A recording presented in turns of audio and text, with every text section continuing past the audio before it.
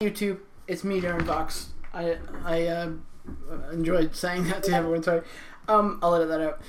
Basically, today's video, and I don't ever start with like today's video. It's usually like a video or like, hi everyone, how's it going? But today's video, because I had this epiphany of, well, not epiphany of job, but like epiphany of what I really want to do with my, or an idea of what I want to do with my video. I get these times on Facebook on any internet-based or people-based conversations that exist where someone goes, I got something for which FS, which weather, and which all sorts of apps that they should already have known about. So today is a day where I'm going to describe you some apps that definitely need to be on your computer. They definitely need to be on your computer if you're going to use this one here, FS9. Okay, now I don't have any ones for FSX. I know they do this one for. I'll get to that. Anyways, so without further ado, let's go to the first product, or the first program that we're going to look at for FS9 basically only. Okay, mostly most of my videos are FS9. Anyways, 2005 or 2000 FSX. Anyways, fsrealwx lite. We're gonna open that. It takes a couple seconds. Sometimes you'll notice if you use this one especially, it might get like halfway through loading that and then just crash. So just close it down and restart it again. It's a bugger sometimes. Basically, I don't have the flight sim open, but basically you just hit start and it will go through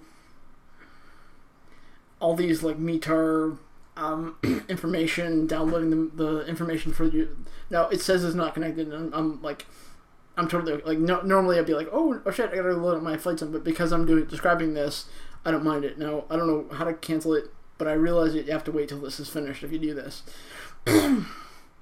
So ignore that. So anyway, it's a free program. You go to fsrealwx.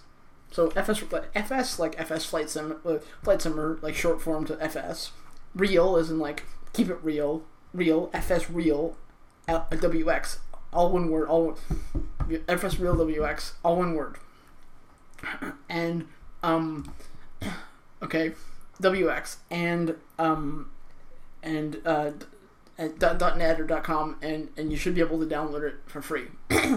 If not, who knows?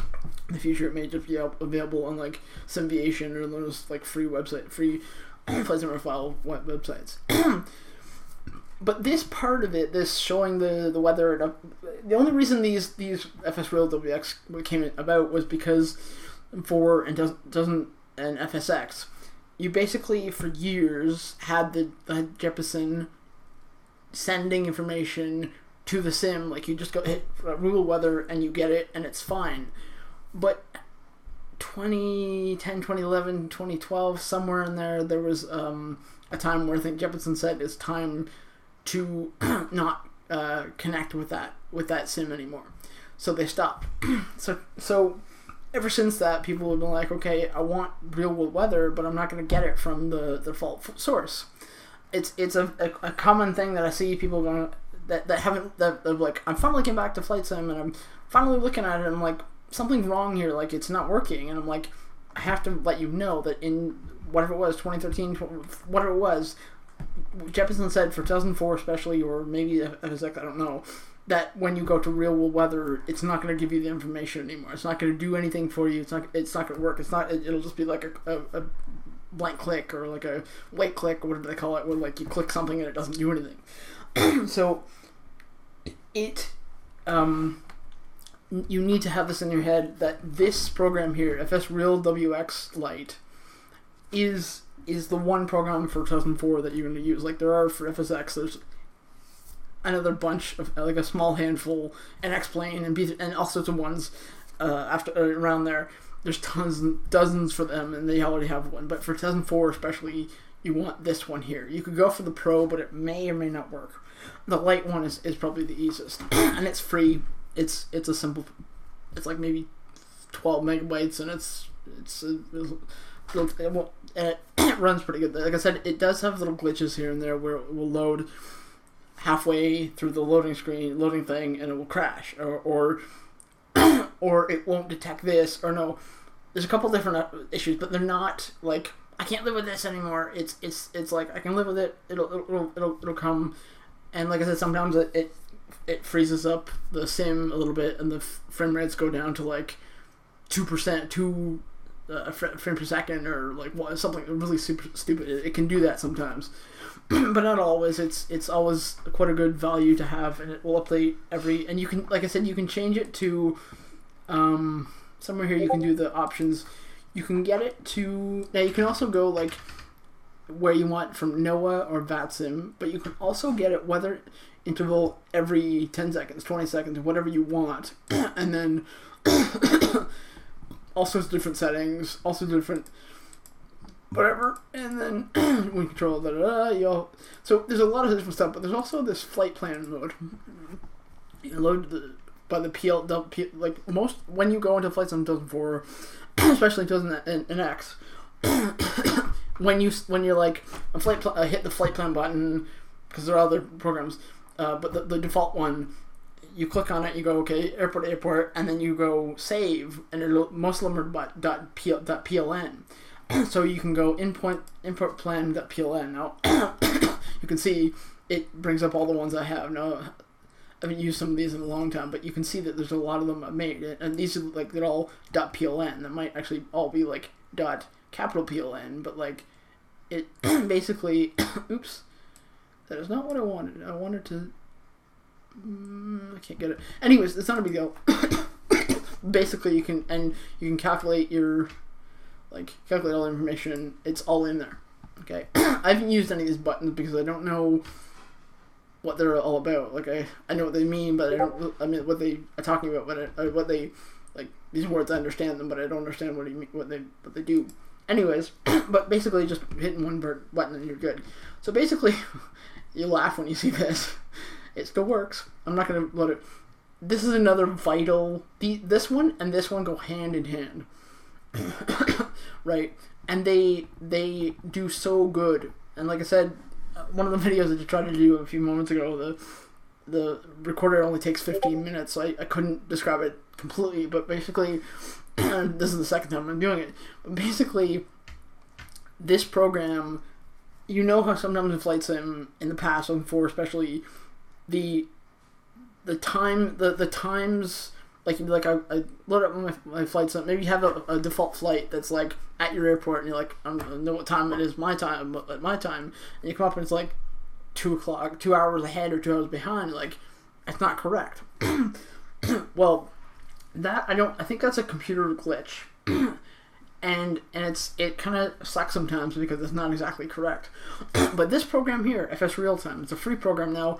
Recently, over the last like 3 or 4 years ago, this used to be a totally complete free program, and it sorry, some aspects it's still free. Sorry, but basically, it's entirely just an updater for that will get you to the more reasonable time. So it's not like 2 seconds, 10 minutes off. It might be just 2 seconds off, or it's something more reasonable, you know. So basically, I don't have the flight sim open, but you see the connect button. You do that. It loads up your information and then set out update, gets your information correct, puts it into the sim. It's all connected to the sim. It's got the FSUPC, or you can use wide client. I don't use wide client. That's for like two windows. And basically, anyways, that's the program here. You have different settings. You have different information. Have like, do I want it to load when I can start up the computer? Do I want to do this? Want that? All sorts of different stuff. Like, do I want to have things across the screen? Do I want this? All sorts of different settings. So it's pretty, and it's free. Like, truly enough, when I hit connect, or that's weird, you can do that at the time, but basically it usually gives me like this update or upgrade account, or upgrade an account, like upgrade, and you'll get the basic uses and stuff. So that's but you can use it for free unless you're going to pay for it. So it's not like it's blocked only in pay. It's free as well too. Those two are the most important ones that you should have on your computer if you have 2004 especially. that is it for those the really important ones. We're gonna go over here to FS Economy. FS Economy is basically like a virtual airline, but instead of for airlines and stuff, it's for like GA. It's like it's like I can rent and lease my own plane. I can do all sorts of stuff, and it's really good. Just I think it's fseconomy.com or .net. I can't remember, but basically I'm gonna load it up. Actually, I forgot about that screencast. So basically, I should be able to load that up. It doesn't. Okay, I have to change that. But basically, you can. It's mostly based on the website. You have to click on find the airport you're going to be at and where you're going to be doing the flight. Then when you get it, it finally comes in here, and you just go in the action when it shows up. Flight, and then you just do your flight. So it's a very interesting free program. It's a very interesting little little machine. Go check it out now. Yeah, it's a free program. Last one that's on my desktop, and I'm trying to think now if there's any other. Oh, I'll get to these ones too in a moment. Actually, let's do. Okay, so another program, three programs you should actually 1, 2, 3, 4 programs you should have on your computer if you're going to be using 2004. We're going to start with afcad. Now, afcad's so out of date. Was 2003, 2004. That was the last time it was updated. But basically, it's a way to, let's say you have a default airport or an add-on airport, and or the default airport especially, and you're like, I just want to move these parking gates over to another airport area so I can get out of the way. Let's go to Airdrie just for fun, just to show you. Oh, sorry. Airdrie. Didn't click on the damn thing again.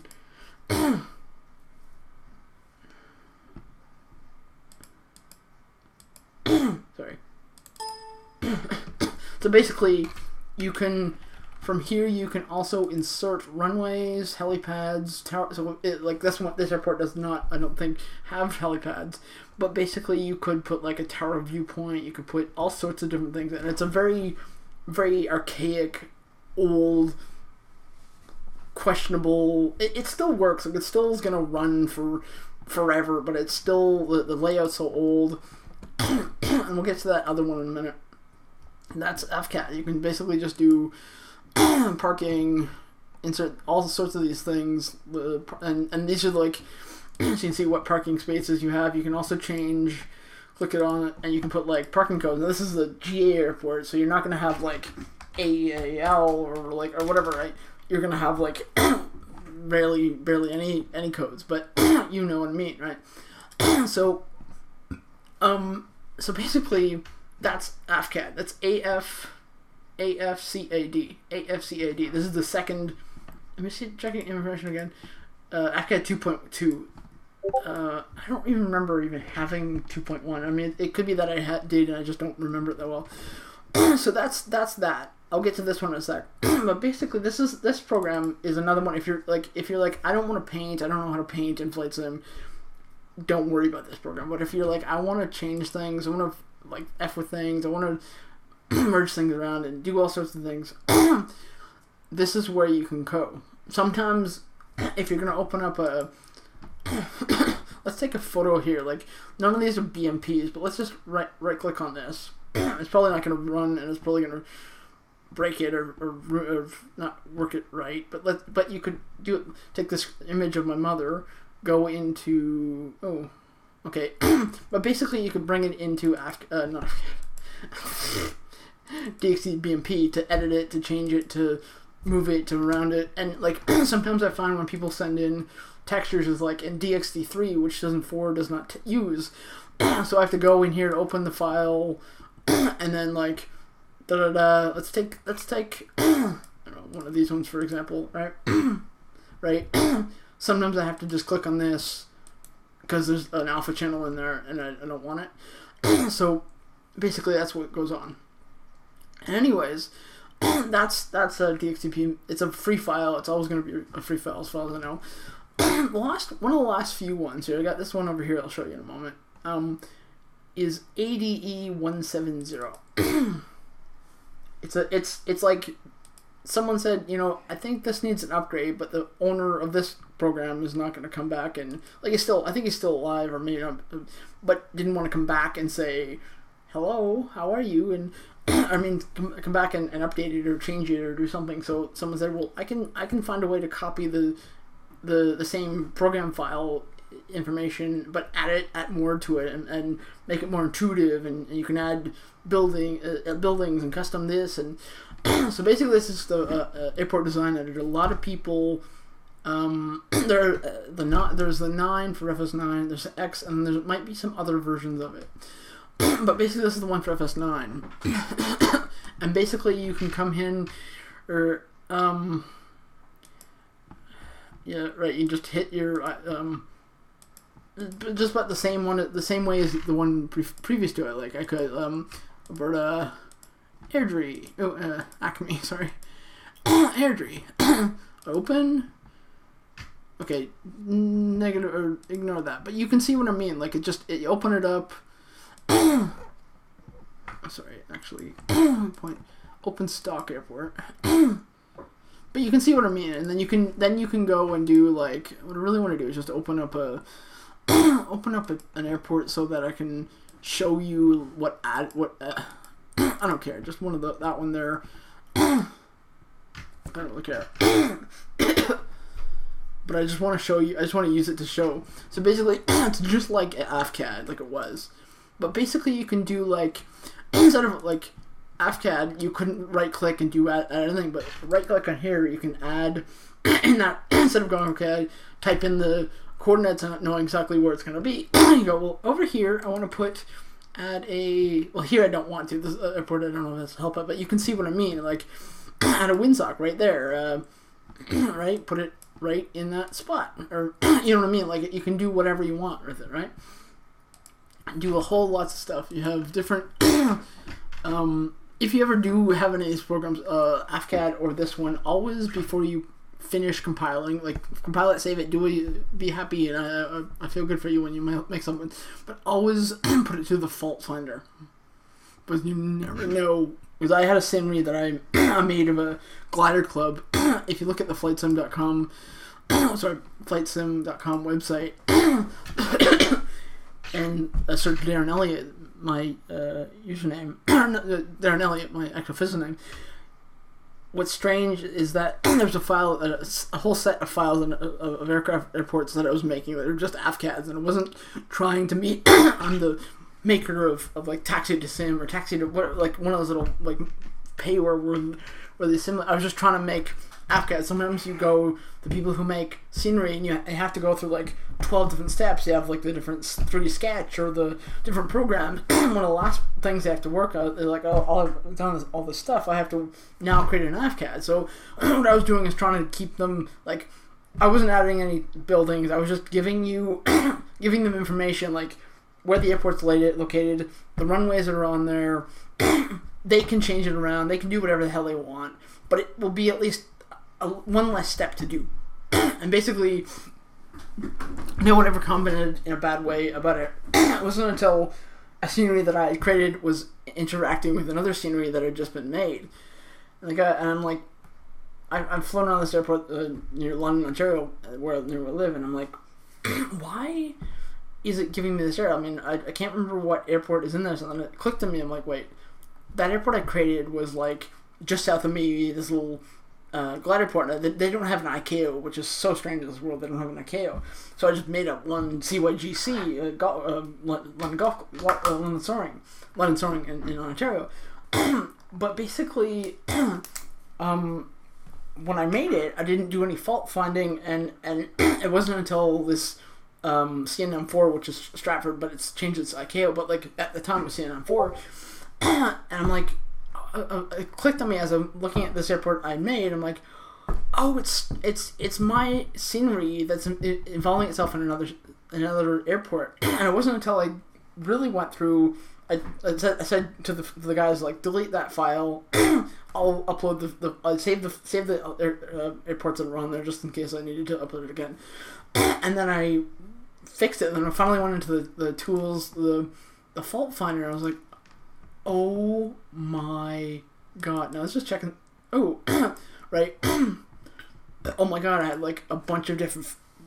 Like, it probably wouldn't have been a big deal, but it was because I didn't do the fault finder. There's a huge, like, compile it, be happy, be grateful that you finished it, but you have to make sure you go through the fault finder to make sure you didn't miss anything, you know. Anyways, I can go on and on. That is Airport Designer 9. Scruffyduck.co.uk, I think, is the website.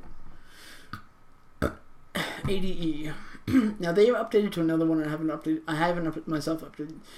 One more app you can look at is the Splasher 2006. Now, you know, as a flight simmer, especially 2004, maybe FSX, that when you take a screenshot and you want to make that a splash screen, I'm sure you all have tutorials on how to make it, and I can do another video I want to do is the tutorial how to do that. But you might be like, I'm brand new to sim and I don't know where to put that aircraft BMP file to make it the splash screens. And I mean, it's not that hard. People abound can help you and I'll give you information. But sometimes you're like, I wish there was an easier way. Just a bunch of clicks on a bunch of buttons and you're good. And this is what you have. So basically, you have this is called Splasher 2006. I looked at another one that would automatically just pick the ones you had and do it, but it didn't. It worked. Like, it turned on, did its thing, but it didn't work for me because it wasn't changing it as often, or changing too much, or it wasn't giving the ones I had created. So anyways, what you basically do is you click on either whichever sim you want to use, hit browse, hit splash screen or splash button, and then find the one, go to the folder you have them in, and I have one just called DLG Splash, and basically I have to reset that one for some stupid reason, because that did not save last time. But basically that's this program, Splasher 2006. Okay, and that, for all I can see here, is basically all of the main. Like, you gotta understand that this one and this one are the most two main ones that I'll ever use. Like, I do once in a while fly FS economy, like once in a blue moon. Here and there I use that one to change, so it's not as busy. This one I can use if I have to change something. This one's if I'm gonna try to paint. So I don't use them. I don't use these last few as much as I should, but I use them a lot. Like, I use them. The most 10, 5, how many there are, 7 or 10, how many I have, that I really want them to be on my computer. I really want them to have the use that they can get. So anyways, that comes to the end of the video.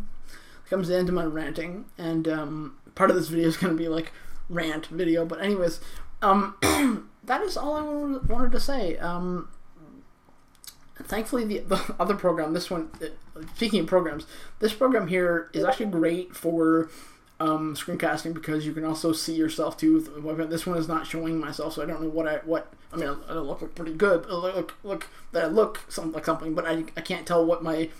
It's like when you look at a camera, you can either go look in the lens and I don't know what the hell I look for, or switch that little flimsy thing, or the view around, and now I can see what I look like as I'm recording. So I can't at the moment see what I look like, is what the point of saying. But this one would only allow you. It's actually a good one because it can actually show you your webcam. This one doesn't, but this one has a limit of 15 minutes.